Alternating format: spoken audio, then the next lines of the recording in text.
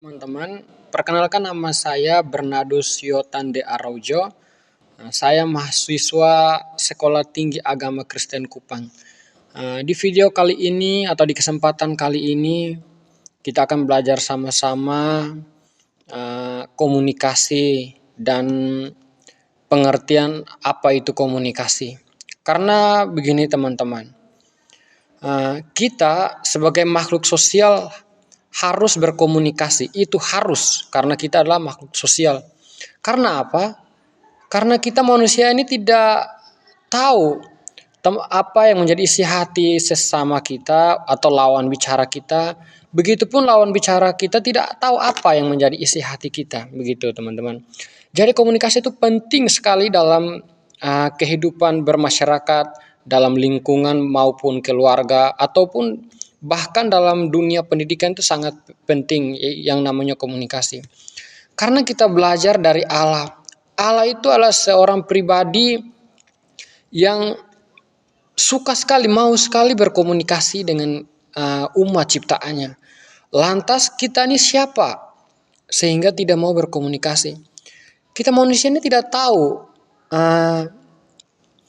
apa yang menjadi isi hati seseorang. Oleh sebab itu adalah maka ada yang dinamakan komunikasi ini, supaya kita bisa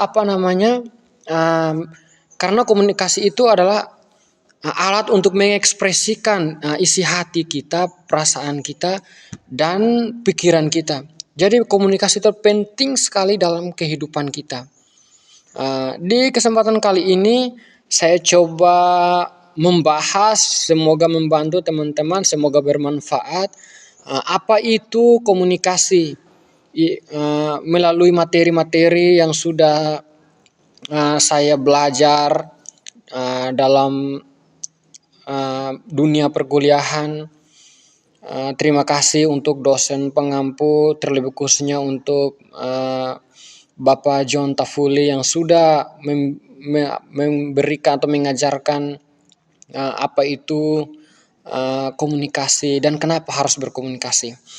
Saya mencoba untuk mereview ulang apa itu komunikasi dan kenapa harus berkomunikasi. Mari kita bahas. Yang pertama, komunikasi itu menyampaikan perintah. Karena begini teman-teman, kalau kita mau jadi pemimpin tidak bisa dipisahkan dengan yang namanya perintah atau keputusan dari kita. Oleh sebab itu kita harus berkomunikasi supaya suatu saat kita mungkin dipercayakan menjadi pemimpin, kita bisa menjalin hubungan yang baik, relasi dengan baik dengan menyampaikan mungkin perintah apa yang kita mau, karena tidak mungkin bawahan kita mungkin suatu saat nanti mengetahui dengan sendirinya mengetahui perintah kita tanpa adanya komunikasi, begitu ya teman-teman. Nah, kemudian yang kedua, komunikasi itu juga bisa menyampaikan yang pertama ide, pengalaman kita, pengetahuan kita, bisa bertukar pikiran. Jadi teman-teman, dalam komunitas bisa ada, tidak mungkin dalam komunitas itu kita hadir nih hanya duduk diam, karena tanpa adanya komunikasi, komunitas bukanlah sesuatu yang menarik lagi, begitu. Karena di dalam komunitas itu ada yang namanya relasi dengan cara bertukar ide, saling melengkapi, begitu teman-teman. Saling melengkapi dengan ilmu yang ada pada kita, teman-teman. Dan yang ketiga, apa itu komunikasi? Komunikasi itu adalah kemampuan untuk memberikan informasi, teman-teman. Bisa juga melalui media-media sosial seperti WA, Facebook. Tapi kita juga harus ingat bahwa komunikasi itu juga bisa melalui bisa secara lisan kita sampaikan kepada teman-teman, bisa kepada keluarga kita, orang-orang terdekat kita, ataupun dalam dunia akademik, teman-teman. Kita bisa menyampaikan yang namanya informasi. Tidak mungkin orang bisa menyampaikan suatu orang bisa mengetahui sesuatu informasi yang mungkin baru kita sendiri yang mengetahui. Contohnya di Timur Leste ini, kan orang tidak tahu kalau di Timur Leste itu uh, ada uh, satu gunung yang dimana itu gunung itu dipenuhi banyak minyak bumi. Kan orang tidak tahu itu, teman-teman. Dengan adanya komunikasi ini kita bisa sampaikan informasi kepada orang lain. Jadi teman-teman jangan malu, jangan takut untuk berkomunikasi. Karena seringkali kita takut berkomunikasi karena kita berpikir bahwa orang lain sudah mengetahui apa yang ada dalam pikiran kita, apa yang akan kita katakan. Jadi buang itu jauh-jauh, teman-teman. Jadi kita harus belajar berkomunikasi. Kemudian yang keempat, teman-teman, apa itu komunikasi? Komunikasi adalah kemampuan untuk menyampaikan perasaan kita, teman-teman. Baik itu perasaan emosi, senang, duka cita, itu bisa kita sampaikan lewat komunikasi. Komunikasi juga kita bisa menyampaikan juga melalui menyampaikan perasaan kita juga bisa melalui gerakan tubuh, contohnya mungkin ekspresi wajah, begitu teman-teman. Bagaimana uh, bagaimana orang tahu kalau apa namanya kita lagi merasakan, contohnya ini mohon maaf, contohnya kita sedang kehilangan mungkin dalam anggota keluarga.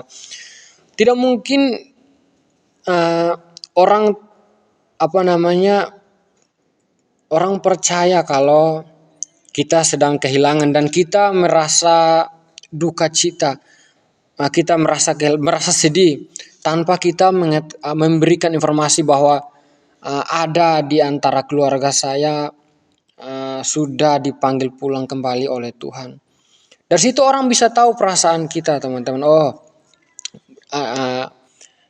orang ini sedang mengalami duka cita, teman. Itu salah satu contohnya.